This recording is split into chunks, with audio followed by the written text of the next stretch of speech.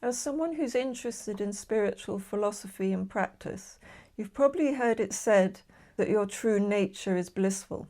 But you may also have heard that Brahm, or Brahman, the ultimate reality, is without any quality. So don't these two statements contradict each other? If the ultimate reality is beyond any quality, how can bliss be its nature? And if bliss is our true nature, does this mean that enlightened beings experience bliss all the time and are in a constant state of profound joy? So hi, I'm Catherine, and on this channel I share the insights that I gained from living in an ashram in the Himalayas for 15 years. And today I'm going to guide you to inquire into your own experience of pleasure and happiness, and explore how these temporary states can shed light on what the teachings of Advaita Vedanta are pointing to when they say that your true nature is blissful. So when you reflect on how you're feeling physically and emotionally right now, what do you find? Are you feeling completely happy, relaxed and free? Or are you feeling okay, but a little bit stressed, a little bit dissatisfied, a bit uneasy? Do you have the feeling that things aren't quite just how you would like them to be? Perhaps you have the sense that if only you had a little bit more time, more money, or better health, then you'd be happier. Or if only the problems of those people who were close to you were sorted out, then you'd be really contented. Or maybe if there was peace and contentment in the world at large, if the problems relating to the environment and poverty were resolved, then you would be happy. Can you see how most of us live in a state of underlying dissatisfaction? We can also call this a state of desire or hankering. Your mind constantly wants something it feels you don't have. Now think back to the last time you felt a real surge of happiness. Maybe you got something you really wanted. You received great news, achieved something really important, resolved a problem that had been bothering you for ages, or bought something that you'd wanted for a really long time. In that moment, there was happiness. People usually assume that that happiness came from the object, the achievement, the news, the person, the situation. But if that were really true, the same object would continue producing the same happiness every time we encountered it, and that just isn't the case. When our mind has become used to the new possession or achievement or situation, it no longer gives the same level of joy. So where did that joy come from, if not from the object? The teachings of Vedanta say that joy doesn't come from objects, but it's what arises when the agitation caused by the mind's sense of desire or dissatisfaction temporarily comes to an end. Before the desire was fulfilled, the mind was in a state of movement. There was a sense of lack, a feeling that something was missing. The underlying sense was, I need this. I'll feel better when that happens. Then I'll be okay. That movement of desire creates tension, because desire is always based on the assumption that its fulfillment lies somewhere outside of yourself. Then when the desired object is attained or the desired situation takes place, that grasping of the mind briefly relaxes. The sense of incompleteness temporarily dissolves, and in that moment, happiness is experienced. So it isn't that the object or situation actually gave you happiness, but that the thought of the object or situation removed the state of unease or desire that was obscuring the happiness already present within you. You can see this very clearly in the example of someone winning the lottery. Very often the peak moment of joy comes immediately after someone hears the news about their win, before their life has changed externally at all, before any money has actually been received or spent.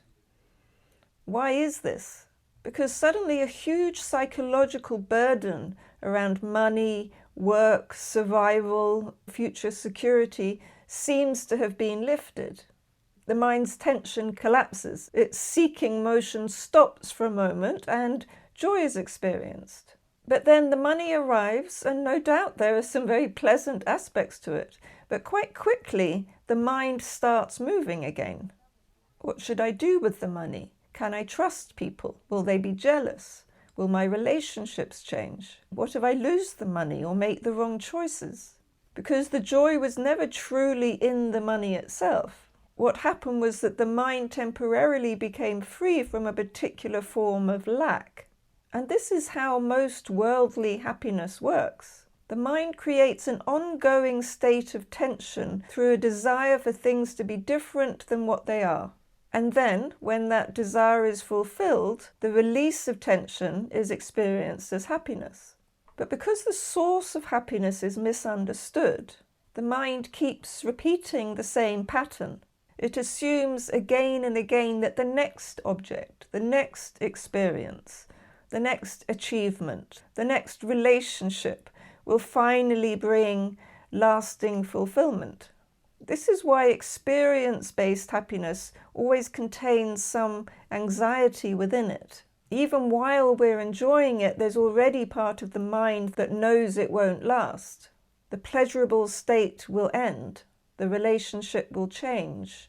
The body will age. The success could be lost. So pleasure may feel wonderful at the beginning, but because it depends on conditions that are by their nature changing, it carries within it the fear of change. And this is exactly what the Bhagavad Gita points to when it describes rajasic happiness as being like nectar in the beginning and like poison in the end. Rajasic happiness is the pleasure that comes from giving the mind and senses what they want when they want it. And of course, in the beginning, it can feel very sweet. Desire is fulfilled, pleasure is experienced. The mind gets the thing it was moving towards. But because rajas is restless by nature, this kind of happiness never really settles. As soon as one desire is fulfilled, another arises. One pleasure ends and the mind wants to repeat it or improve it or replace it. So what begins as pleasure very easily becomes dependence, restlessness, or dissatisfaction. This doesn't mean, by the way, that worldly pleasure is wrong at all. It just means that we should understand it clearly. Pleasure is temporary because it belongs to the body, mind, and senses, and all of these are constantly changing. The Gita contrasts this with sattvic happiness, which it says is like poison in the beginning, but like nectar in the end. And this is a really useful distinction. Sattvic happiness doesn't usually begin with immediate gratification. It may involve a certain amount of discipline, patience, self-inquiry, meditation, study, or practice, and a willingness not to follow every movement of the mind. At first, this can feel like a real effort. It can feel as if something's being given up, and the mind may complain about that. But gradually, as the mind becomes clearer and quieter, a deeper and more stable contentment begins to reveal itself. Because we might have thought that we become happy when our desires are fulfilled, but it turns out that we don't need our desires to be fulfilled. They just need to be dissolved. And trying to do this through suppression won't work because the desires will still be lurking there, waiting to break through again. But when the desires dissolve by themselves through true understanding, there's actually much more of a sense of fulfillment, not less. More happiness, not less. Because happiness is revealed when desire stops obscuring it. And a sattvic state allows the mind to become still enough for what is already present to be recognized. If you're interested in finding out how to cultivate more sattva in the mind, there's a link to a free booklet that I've written about the three gunas that I'll add into the description box below. So understanding the nature of sattvic happiness brings us closer to understanding what Vedanta means by bliss. In many texts, the Sanskrit term Sat-Chit-Ananda is used to describe the nature of the self, the ultimate reality. Sat means pure existence, pure truth. Chit means pure consciousness or pure awareness, and Ananda means boundless bliss or peace. But these three aren't viewed as three separate attributes or qualities of the self, but are all part of the single, indivisible essence of the self.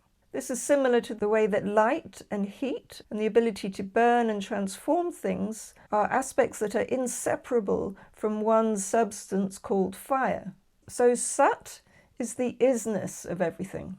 Every single thing that exists in our apparent universe exists only because the nature of the self is existence. And this pure existence has no opposite. Things might appear within pure existence, and the opposite of appearance is disappearance. But there's no non-existence. Existence alone is.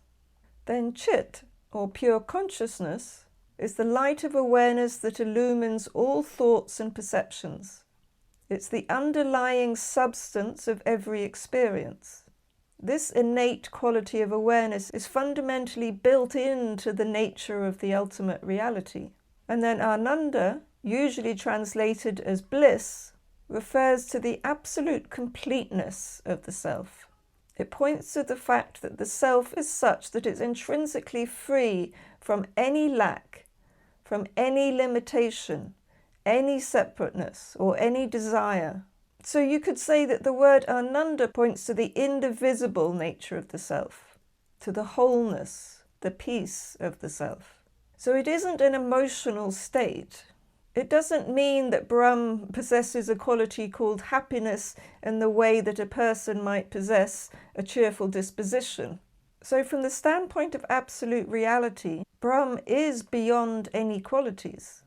Because qualities only arise when some kind of limitation is introduced, when something becomes this and not that. But Brahm isn't an object with any attributes. It is in fact the neutral witness of all the mind's qualities and attributes, but without any qualities or attributes of its own. I spoke a few minutes ago about how most people experience an underlying sense of unease or desire. This state of dissatisfaction stems from the fact that they experience themselves as being separate from the things that they believe will bring them fulfillment, separate from other people, separate from the divine, and separate from life itself. And this is because they believe themselves to be a body that will die, and that therefore what they are will become lifeless. This sense of separation creates fear, desire, grasping, resistance, and suffering. When that state of desire is temporarily removed, we experience happiness or even bliss. This is why a meditation may be blissful, a state of devotion may be blissful, a moment of absorption in beauty or in music or in silence may be blissful, the state of deep sleep may be blissful. But all of these experiences are caused by the temporary cessation of the agitated mind, and therefore they come and they go. But that which is Sat-Chit-Ananda doesn't come or go. The pure awareness itself doesn't increase when the mind's peaceful or decrease when the mind's disturbed. So when your identity fundamentally shifts from being identified with a body that will die to being identified with the self, pure awareness, that's free from any limitation whatsoever, that's complete, whole, indivisible, then the sense of separation completely dissolves, and a sense of ease naturally arises, because the fullness and completeness of your true nature shines through. In other words, when the non-dual nature of reality is recognized through the human mind-body vehicle, all the suffering and uneasiness and sense of lack that was created by the false sense of separation falls away. And what remains in our human experience is naturally felt as peace, wholeness, bliss. So it isn't that Brahm possesses a particular quality called bliss, but that when the mind's sense of ignorance and sense of separation dissolves, the way the non-dual reality is experienced through a human vehicle is blissful. Not because something new has been added, but because the fullness that was always present is no longer being obscured. So then coming back to the question of whether you'll experience bliss all the time when you become enlightened, It depends on what you understand that to mean. It doesn't mean that your mind will be in a permanent state of happiness. You might experience sorrow and dissatisfaction when your attention is on the suffering of the world, just like anybody else. You may experience physical pain when your body is unwell, just like anybody else. But you never become deluded into believing that your true, unlimited nature is in any way affected by that, in any way reduced by that. You know that you're utterly free. And that freedom and completeness isn't dependent on the mind being in a state of happiness. It isn't dependent on circumstances meeting your preferences. You're free from all of the suffering that comes from misidentification with the body and mind, from the sense that you as a separate person are struggling against the conditions being imposed upon you. And when that existential suffering falls away, what remains is the natural fullness, peace, and completeness of being itself. So this isn't bliss as a particular experience, but bliss as freedom from any sense of limitation or division. It's the bliss of I am, pure, free, forever.